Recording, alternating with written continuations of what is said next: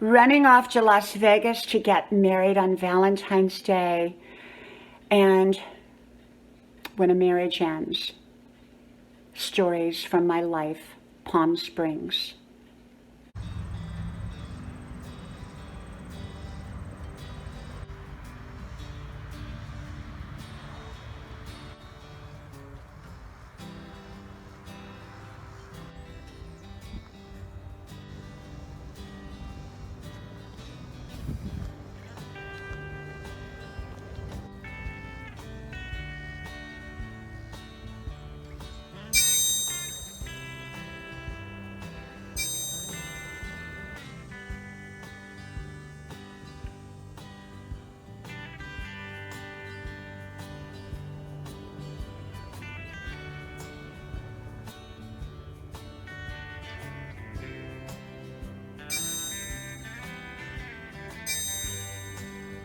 Grandma's porch. Sit down, relax, enjoy.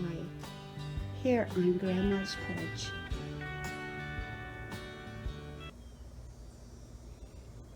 When you go through a divorce, stories from my life. Hello, y'all. I'm Dianna Brianne.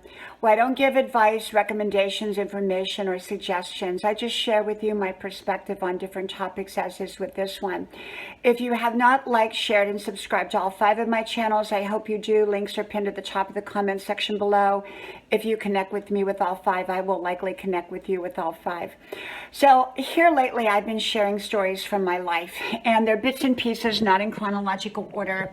I really started doing them again, and I've done stories before, and some of them are the same stories. Some of them have more details. Some of them are new stories. But I did many of these stories a year ago here on my channel. And yet, because I have so many new friends, I thought, you know what, I'm going to go ahead and retell some of these stories and maybe add details to them or whatever.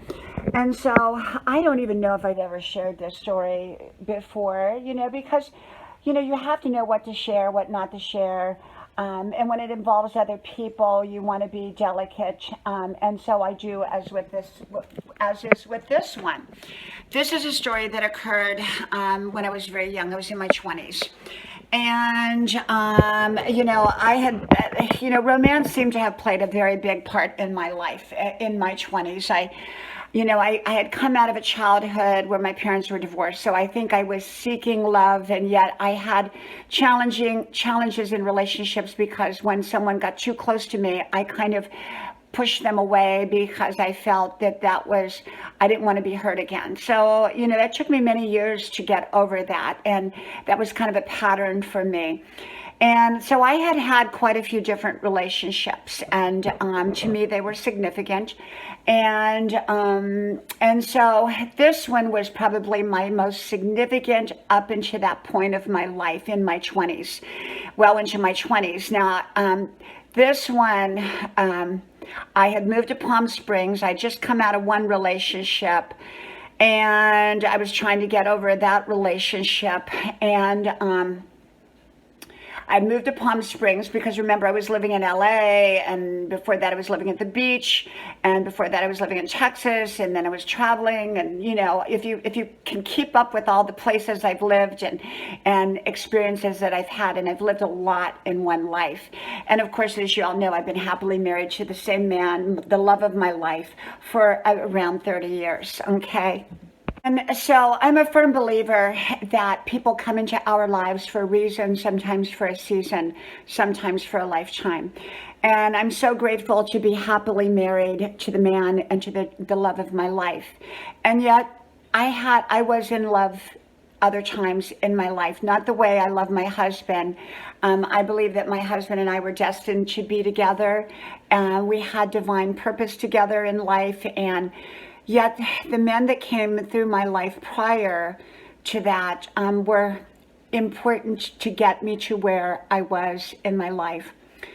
So I had fallen madly in love after a broken romance in Palm Springs. I met this man.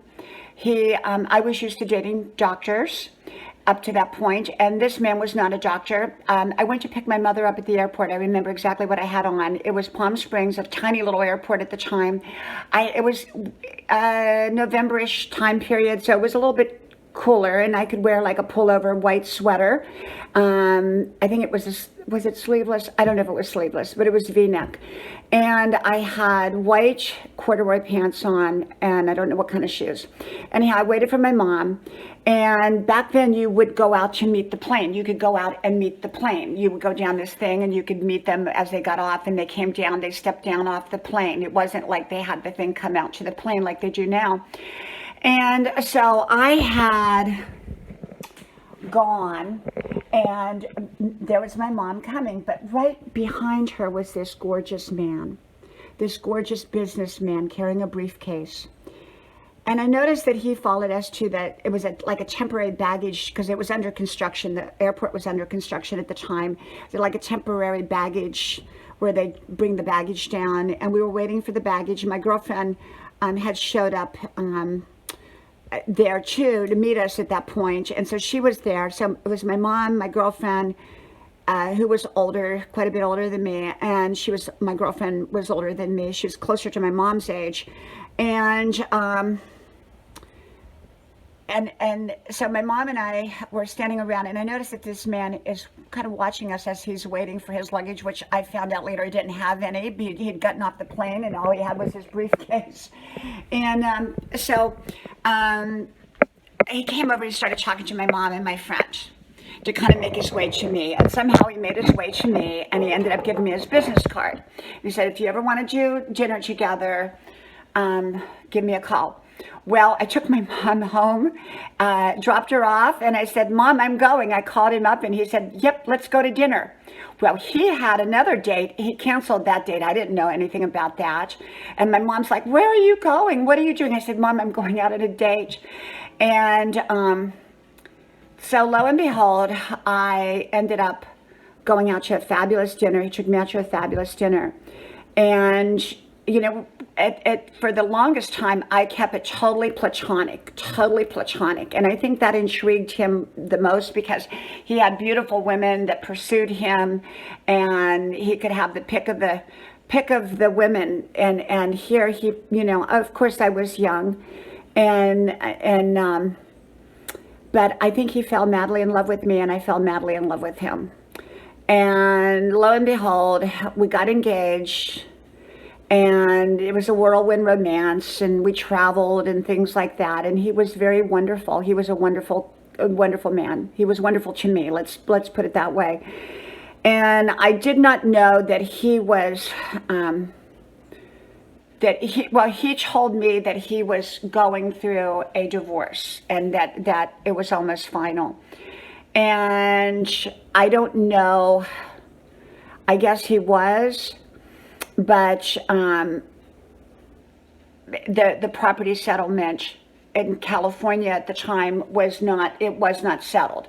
So he had his divorce, but the property settlement was not final. So there was no property settlement, even though he was divorced. Does that make sense? It's called like a bifurcated divorce, meaning that you were divorced, you were free to get married again, but you weren't free with your business dealings. He had 5 children. I think 2 were adults, because he was a little bit older than me. He was quite a bit older than me, but he had gotten married when he was like 18, I think. So he was, his kids were like young adults. And 2 of them, and then I think he had 3 in high school or something like that. And so anyhow, we end up taking off for Las Vegas to get married. We end up going to Las Vegas on a very windy night. He had bought a house. He had owned a house, but he wanted to start new with me, so he bought a brand new house that had been only lived in prior for about 2 years, and it had been a big scandal in that house.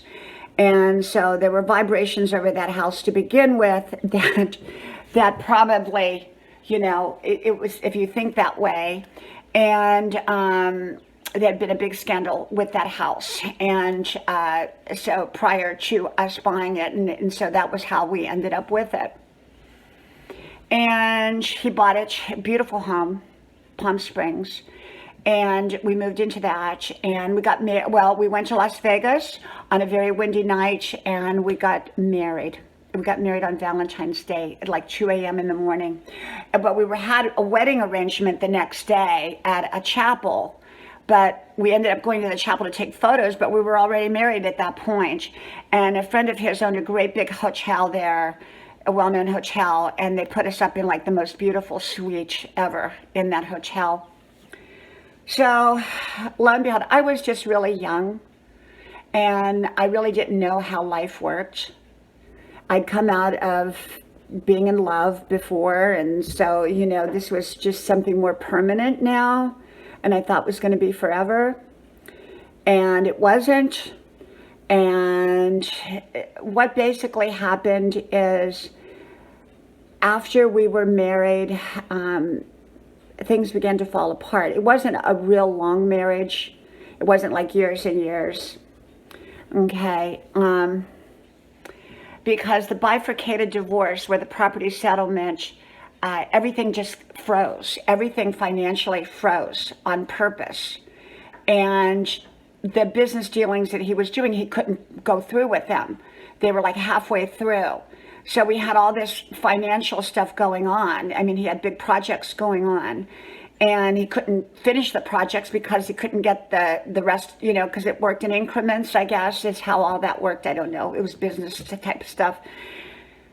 And so it was a big mess. And he began to miss his children. And I understand that. I understand it. See, I didn't know all the background. You know, it's like you kind of, I didn't really realize it. I didn't think about it because I was so young. You know, and he was torn apart. It was just, he had too much history before me. He had too much history. And when you have that much history with another person and a whole life, it is really hard on a new marriage. And I wanted that marriage to last. I wanted it to last. And there's a lot of details to this story that I just don't want to share because, you know, when it involves someone else, I only want to speak good things about the person and nothing more than that, because he did love me. He truly, truly, truly loved me, and I truly loved him. But he had so much going on in the background of his life that was outside of me that there was no way that our marriage could make it. And so one day I came home from a friend's. I went to visit my friend. He knew that, but he had planned on leaving. He planned on leaving and leave me in that big house by myself. And it was summertime, and it was about 120 degrees outside, and we had a big pool and everything. But that house was big, and we had a security system. Keep that in mind for this story. And I came home, and he was pulling out. And I said, "Where are you going?" He said, "I'm leaving you. I love you. Goodbye." Takes off down the street, stops the car. I'm chasing the car in Palm Springs down the street. It was a side street, fortunately. And then he left. And he kept calling me every hour to see if I was okay. And I wasn't. I was falling apart. I called up all my friends. They came over. I threw a turkey in the oven and a ham in the microwave. I mean, it was kind of like a response thing. It's like, what am I doing? You know, I ended up staying in that house, but one by one, things started to go wrong. The air conditioning went out. So now I'm in a house in the summertime at night in 120 degree weather. It was probably like 110 degrees at night. And I had to open up the doors, and I was afraid to be there with the doors open at night. It was a private, isolated kind of area of Palm Springs. The houses kind of sit back, they're private. And you want your security system on and your doors shut. So now I'm in either I have the security system on and extreme heat in the house, or I open the doors up and be scared all night. And I still to this day feel that the air conditionings probably were sabotaged in some way, and to get me out of the house. And so anyhow, the next one of the days I went to Kmart to get some curlers, electric curlers. And as I'm going to Kmart, I was only going about 20 minutes, and I had set this alarm system, and only I knew what the passcode was at that point in time. Only me, because I had changed it. And I went to Kmart, got my electric curlers, came back, and the alarm system, I think, was still on. It was either on or it was off. I can't remember, but anyhow, I came back in, and the phone rang, and it was him. And as I'm talking to him, it was like in a central middle area of the house where the living room, and it was a sunken living room, and then there was a bar area, and then there was like a little area where I had, before we were married, I had these beautiful gold embossed mirrors, and there was 4 of them, and we put them in that area. So I was facing that area where those 4 gold embossed mirrors were, but 3 of them were gone. 3 of them were gone from that time, that 20 minutes that I'd been gone. 3 of them were missing, and the last one was still on the wall with a completely, a big crack down the middle of it. Remember, these are mirrors, gold embossed mirrors. And oh my gosh, I said to him, I said, I'm getting out of here right now. And I said, it's spooky in here. There's something going on in here. And I hung up on him. And I threw my clothes in the car, you know, left everything else, threw my clothes in the car, and ended up going to my girlfriend's. And from that point on, I never stayed in that house again. And lo and behold, a few weeks later, a moving van comes while I was in LA working, because I went back to work, you know, at my old job that I had, that, you know, romance on that old job. I'd gone back at it because it was a security blanket in my life. And but for some reason, something told me to turn around, and I canceled work that day, and I came back, and there was a moving van at the house, and they had loaded up all of my stuff, everything. His stuff, my stuff, it all went. I never saw it again, never saw it again. So, let's see, okay, so we're going through all this. I get an apartment. I move into an apartment. I'm brokenhearted, devastated, all of that.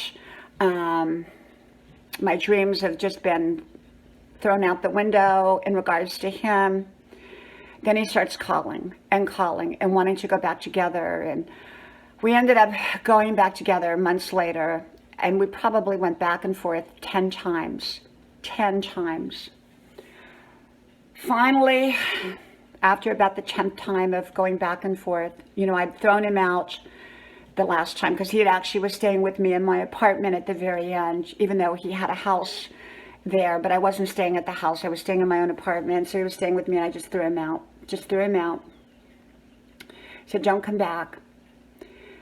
So one time after that, then he said, please meet me. And we met in Santa Barbara. I drove to Santa Barbara. He drove from Northern California. And we met at a very nice hotel. And that was our final goodbyes. I remember that. And he had high hopes that we were going back together, And I did too.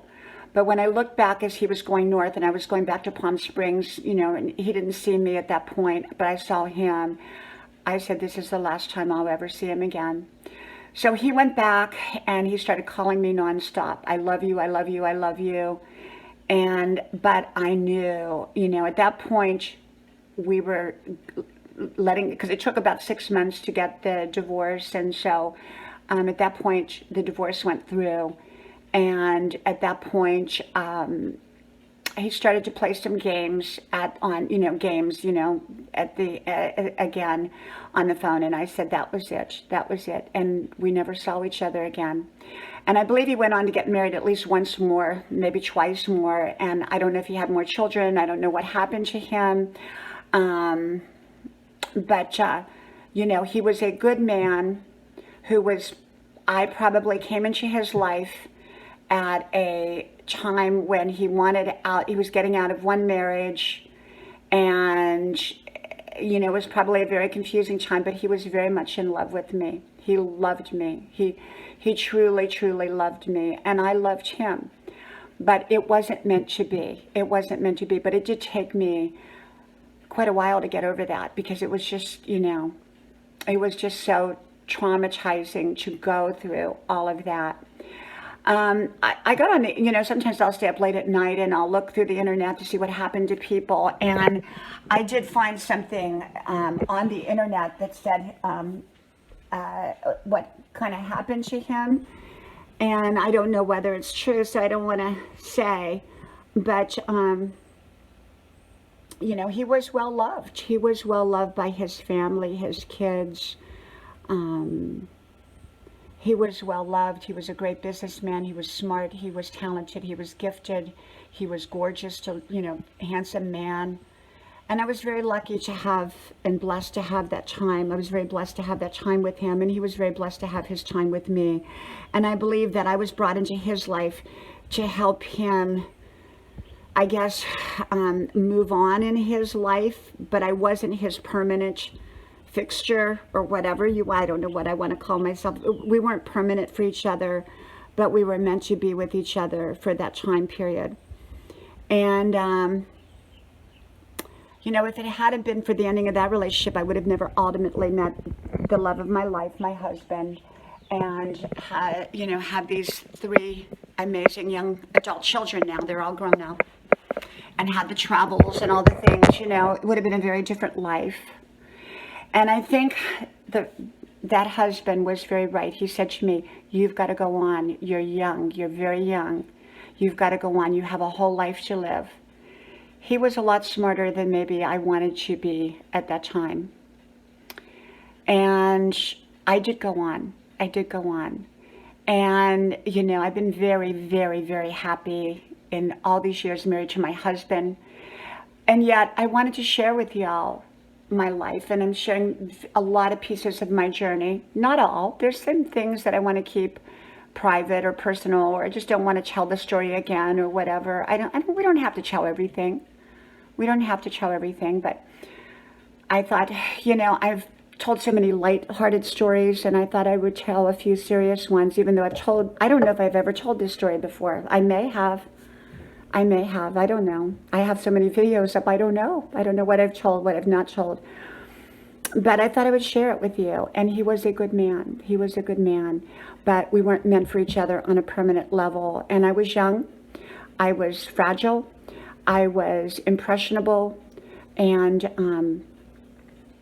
so, he went on to live his life, and he wrote a book. Wrote a novel. And so he was a very gifted and talented man.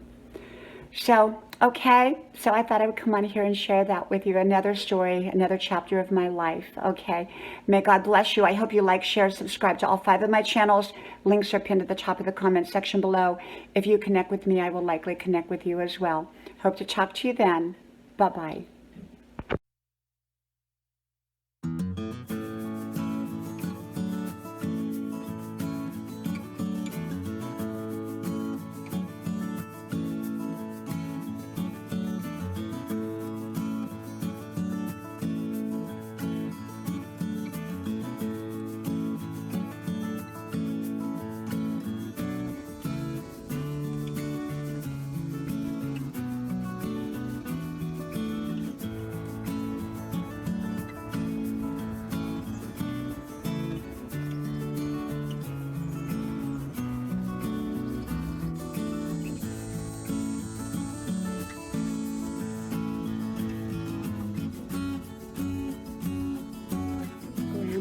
Porch, a place to relax and a place to enjoy.